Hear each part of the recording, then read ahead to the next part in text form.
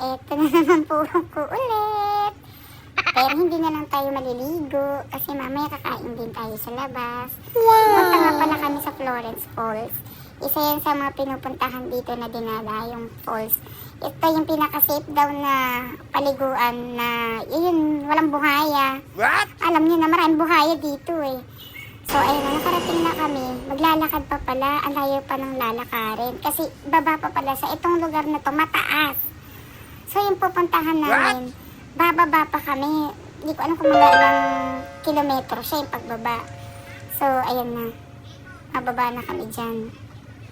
At pag-iisipan namin, pababa kami dahil ang taas nga. Patay kami nito mamaya pag-uwi. Yung pag-akyat namin, mas okay lang yung ganyan pagpababa. Hindi mo masyadong ramdam yung pagod. Pero nako, patay kami niya mamaya. Ang taas niya, no? Kanya naman, no? Diba? Ang sakit sa binti niya. Ayan na naman, karating na kami. Papunta kami sa Pinta Falls. Wow! O, diba? Ang sarap-sarap na kayong ganang maagos na tubig.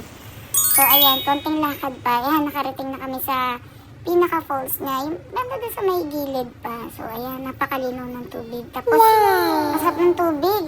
Hindi siya ganun kalamig. Hindi din siya mainit. Parang ang sarap lang talagang paliguan. Parang fresh na fresh. Ano, pwede mo, linaw-linaw. Naglalakad ako, pupuntaan ko doon yun sa may falls para ma-picturean, mabidyohan ko din siya. Ano daw? What? Kung ano sinasabi mo, Day? Ayan na. Sige, maglakad ka dyan sa bato-bato. Ayan. Pero tumitingin din ako kahit sabi nilang safe na walang buhay eh. Tinitignan ko pa rin. Muli mo naman, no? Katakot kayo. So, ayan na. Florence Falls tayo na dyan. Ayan. Diba? Ang ganda. At maligo. Ayoko sa malalim, di ako marunong lumangoy. Hindi, upo lang ako sa batuhan. Yan, umupo ako dyan, banda. So, abang nakaupo ako dyan, yan na lang, binibidyoan ko na lang yung agos ng tubig. Napakalinaw ng tubig. Kitang-kita mo talaga yung sa, ano niya, yung buhangin niya, oh.